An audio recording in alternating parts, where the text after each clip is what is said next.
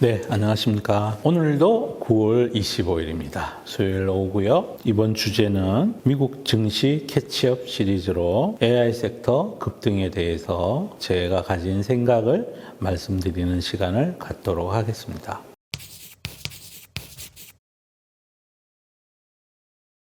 펀더멘탈이죠. 기업 펀더멘탈이고 밸류에이션이고 기업 펀더멘탈이 많이 망가지지 않았음에도 불구하고 이거는 이제 주식시장에서는 일종의 전쟁터여서 특히 미국은 숏이 많죠. 공매도도 많고 심지어 개인들조차도 미국은 ETF를 통해서 엔비디아를 숏할 수 있어요. 그럼 뭐 신문 기자도 숏할 수 있고 누구든지 숏할 수 있어요. 또 롱도 할 수 있는 거고 그것도 심지어 그 어떤 ETF를 사면 2배로 숏을 할 수 있어요. 그래서 그 신문이나 논조나 이런 쪽에서는 항상 그걸 곧이곧대로 우리가 받아들이면 안 되는 이유이기도 해요. 그 사람들이 겁먹게 자기가 이제 숏 포지션을 잡은 다음에 주식을 떨어뜨린 다음에 자기가 다시 사면 그때 다시 뭐 2배 롱으로 타거나 이렇게 하면 다시 이제 이익이 되니까. 그런데 그게 펀더멘탈이 맞는 거였다면 계속 떨어졌어야죠. 그죠? 엔비디아가 장중에 140불 갔다가 뭐 100불도 깨고 내려가고 90불도 깨고 내려가고 쭉 내려가야 되는데 안 내려가잖아요. 그죠? 안 내려가는 거는 펀더멘탈이 깨지지 않았다는 거예요. 펀더멘탈이 깨지지 않았는데 AI 수익화 논란, AI 버블론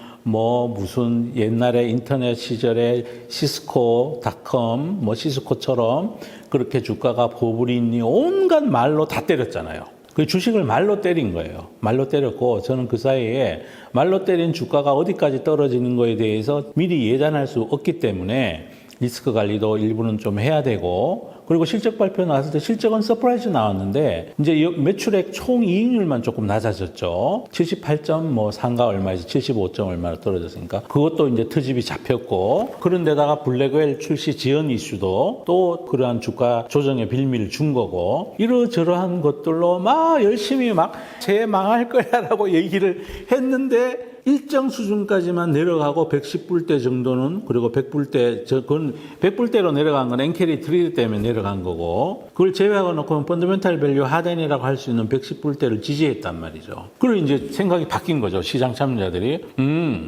얘는 나쁘다고 그랬는데 이제 더는 움직이지 않는구나. 밑으로 안 먹는구나. 그래서 가만히 셈을 해보니까 밸류가 얘가 히스토리칼 거래되던 지금까지 포워드 밸류에서는 39배 뭐 45배 이랬는데 어머 30배까지 떨어졌네. 이러니까 이제 슬슬 이제 숏했던 사람들도 포지션을 접는 거죠. 이제 이제 더 이상 먹을 게 없는 것 같다. 밑으로 접으니까 다시 올라가는 거죠. 사실은 AI 그 GPU 섹터는 특히 경기랑 무관하죠. 지금 경기 민감제는 레거시 반도체 쪽이죠. 그죠?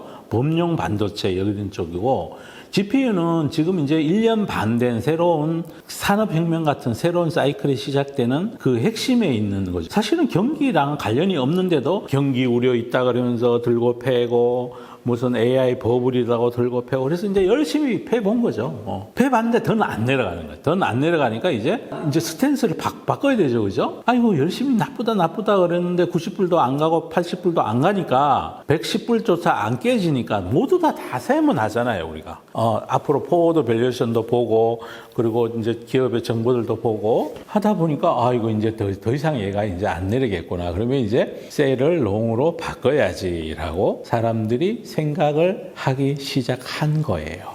한 거고 시장의 인식이 바뀐 거죠. 그 기점이 저는 이제 지난주 연준에서 금리 50bp 인하하는 그 시점부터 저는 달라지기 시작했다고 생각을 하고 있는 중이고, 전 지금부터는 잘 갈 것 같은데요. 왜냐하면 싸니까요, 이제. 그리고 최근에는 이제 증권사 레포트에 이런 얘기까지 있어요. MVL 72가 내년에 4만 대 이상 팔릴 거다. 그 대당 단가가 우리 돈으로 거의 3억 6천 얼마 정도 해요. 그리고 얼추 그것만 팔아도 대충 한 1,800억 달러 정도 나오더라고요. 그러면 지금 엔비디아의 4분기 매출 가이던스가 325억 달러예요.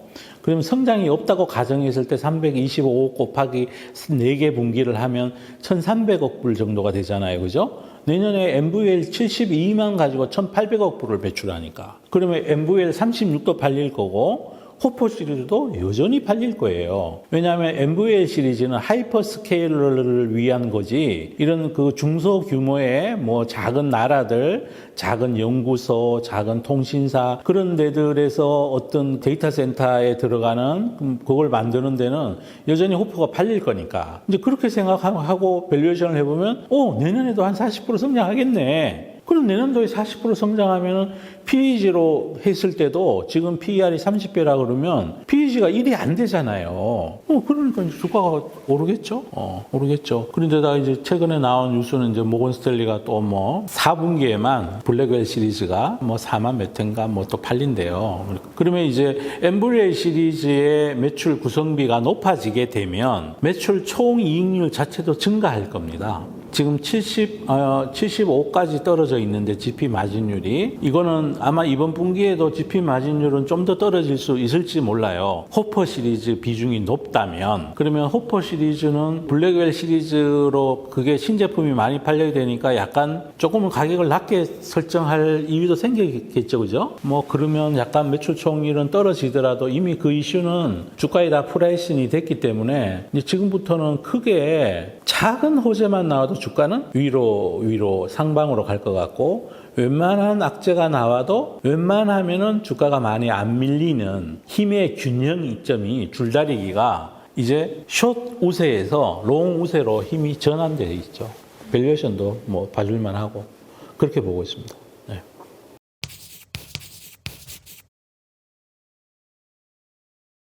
그거는 이제 시장을 봐야 될 텐데, 그 직전 고점 부분이 140불 정도 되거든요. 여기서 140불 가면 주가가 한 15% 가까이 오른 거죠. 17% 정도 오르니까 17%가 더 오르면 포워드 밸류에이션이 지금 30배를 잡으면 17이면 30 한 5배까지 올라가는 거죠. 35.1배가 되는 거니까 그때 되면 조금 덜커덕거리지 않을까 싶은데요. 그렇게 가는 기간이 뭐 앞으로 다음 분기 실적 발표 나올 때까지 한 달 반 뭐 그 정도 시간이 걸리지 않을까 나름 추정을 해보고 있는 중이고요. 물론 그 사이에 뭐 특별한 글로벌에 큰 악재가 없어야 되겠죠. 근데 펀더멘탈리는 이제 그 나쁜 뉴스는 다 반영하고 있다고 봐져요.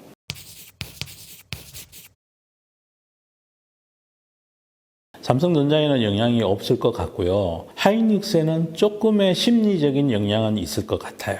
센티먼트상의 영향이 있을 것 같고, 펀더멘탈상에는 큰 영향은 없을 걸로 보여져요. 제가 그렇게 보는 이유는 이제 삼성전자는 HBM 쪽에 아직 그 익스포저가 크지 않죠? 크지 않고, 또 하나 이제 하이닉스 쪽에는 HBM을 제일 잘하고 있죠. 제일 잘하고 있고, 여기에 최근 들어서 HBM 공급 가잉론, 가트너가 최근에 이제 HBM 시장을 전망한 거를 말씀을 드릴게요. HBM 수요가 24년도에 얼마냐 하면 119억 기가바이트, 25년도에 207억 기가바이트, 그런데 공급은 올해가 106억 기가바이트, 내년이 214억 기가바이트예요. 그러면 올해는 수급률이 마이너스 10.5%니까 이제 쇼티지죠. 공급 부족이고, 내년도에는 3.1%로 오버 서플라이예요.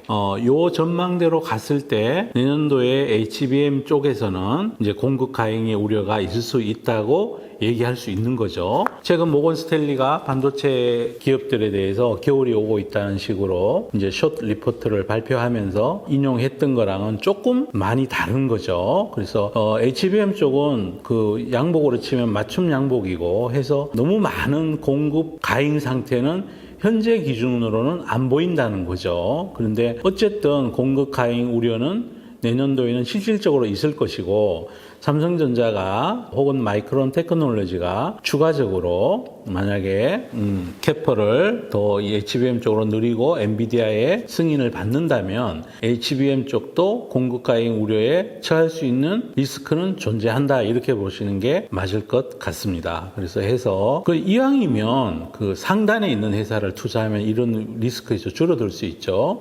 공급 가잉이 되고 나면 우리나라의 메모리 회사나 미국의 마이크론 테크놀로지는 되면 가격 인하 압력을 받거나 단가에서 불리할 테고 엔비디아의 매출 이익률은 더 증가할 수 있는 구조를 가지고 있는 거잖아요. 그죠? 그래서 그렇게 이해하시면 정확할 것 같습니다.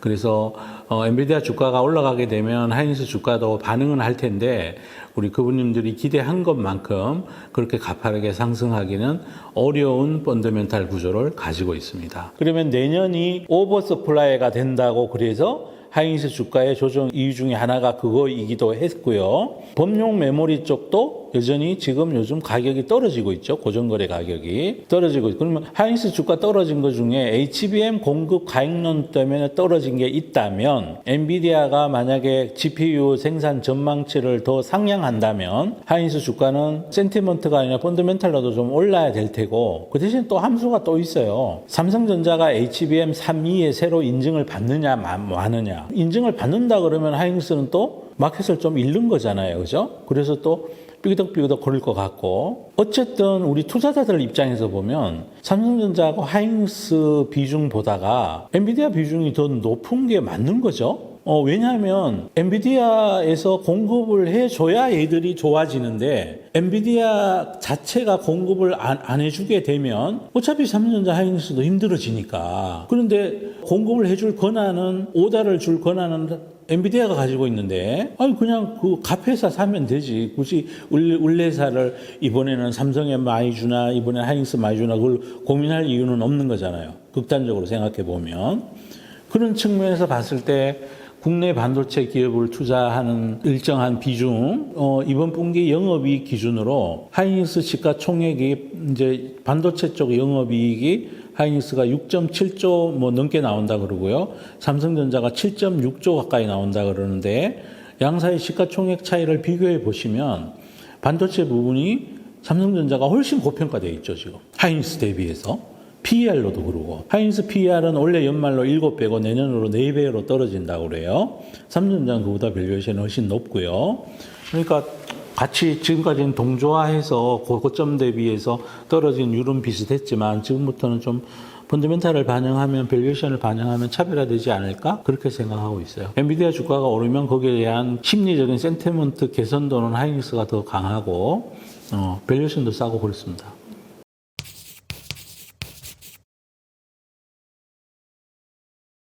비중의 문제인데요. 우리가 AI 산업은 그 진짜 새로운 산업혁명이라고 그러잖아요.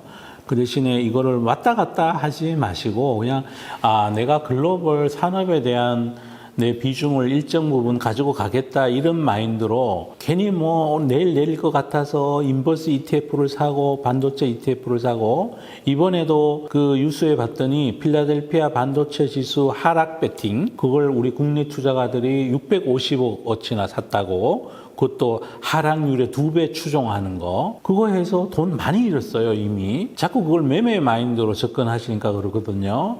그래서 저는 전 세계 반도체 기업들을 크게 나눠서 GPU에서 넘버원 90% 이상 점유율을 하고 있는 엔비디아, 그 다음에 파운드리에서 62% 점유율 갖고 있고 가장 잘하고 있는 TSMC, 그 다음에 또 모바일 쪽에 아주 압도적인 경쟁력을 가지고 있고 엣징 컴퓨터에 잘할 수 있는 이 회사는 제가 시가총액이 아직 크지 않기 때문에 회사 이름은 말씀을 안 드리고 우리 공부는 하고 있는데 어떤 그 회사 그 다음에 통신용 반도체 하는 브로드컴 그런데 회사들에 대해서 비중을 대한민국의 하이닉스 삼성전자 비중이 두 개를 양사를 합하면 지금 전체 코스피 시가총액에서 가령 한 24 정도 되거든요. 그 글로벌 전체 반도체 인더스트리에서 이런 초우량한 회사들 4개사로 해서 내가 뭐 시장이 좋을 때는 한 30, 35 가지고 가고 조금 우려가 있고 그럴 때는 한 뭐 20 초반으로 떨어뜨리고 그런 식으로 매매를 하면 좋지 않을까 싶어요. 괜히 내가 귀신같이 매매하려는 마인드가 우리 그 투자가분들한테 많으신데 그거 나중에 지나고 보면 돈 별로 잘 안 돼요. 그건 저도 해봐서 알아요. 실증적으로 그러니까 그렇게 하시면 투자가 편하지 않을까 싶고 AI 하드웨어 섹터 최근에 많이들 올랐어요. TSMC는 고점이 191불인데 지금 183불, 4불까지 가 있으니까 거의 위두드로율이 뭐 3, 4%밖에 안 돼요. 삼성전자는 85,000원 하다가 62,000원 하니까 주가가 23,000원 내렸으니까 주가가 거의 27% 내린 거죠. 그리고 내가 어떤 반도체 회사를 포트폴리오에 담고 있냐에 따라서 28% 잃는 회사가 있고 34%밖에 안 잃는 회사가 있고 그 차이가 많이 난다고요. 그래서 그냥 어떤 섹터가 좋아 그런다고 해서 엔비디아가 오르니까 삼성전자도 오르겠지, 하이닉스도 오르겠지, 안 맞는 투자 방법이에요. 그거는. 그래서 아이고 뭐 저기 글로벌 경쟁력 뛰어난 회사 주식 사는데 여건이 필요한 것도 아니고 비자가 필요하지도 않아요. 비행기를 안 타도 돼요. 그러니까 그렇게 투자하시면 어떨까 싶습니다. 여러분은 투자를 거듭 말씀드리면 여러분 돈 벌려고 하는 겁니다. 다른 생각 하지 마시고 그냥 돈 버는데 제일 중요한 거는 어떤 기업의 펀더멘탈이 강력한가를 찾아내는 거예요. 그게 다행히 외국인도 우리나라에 와서 그 이자 수익이 빵빵 나는 은행 주식을 77%, 78%씩 지금 가지고 있잖아요. 우리도 해외 가서 글로벌에서 잘하는 회사 주식을 우리 국민들 많이 가지고 있으면 우리 국부를 누리는 길이에요. 그런 마인드로 여러분께서 투자하시면 어떨까 싶습니다. AI 하드웨어 쪽은 한 단계 이제 눌림목에서 이륙하고 있는 중이고 시간이 경과했잖아요. 시간이 경과하면서 포워드 PER이 점점 낮아지고 있는 중이에요. 내년도에도 성장한다는 거죠. 그걸 꼭 염두에 두시고 너무 나쁜 뷰를 가지고 계시는 거는 안 좋다. 그리고 신문에 나온 거 너무 믿으시면 안 된다. 주가가 떨어질 때 얼마나 막 진짜 무슨 버블이다, AI 수익화 논리이다, 고점이다, 무슨 시스코 닮아간다, 온갖 비난을 다 했잖아요. 그런데 또 결과는 또 다르잖아요. 그죠? 그렇게 해서 하시면 될 것 같아요. 네. 여기까지 AI 말씀 마치도록 할게요. 감사합니다.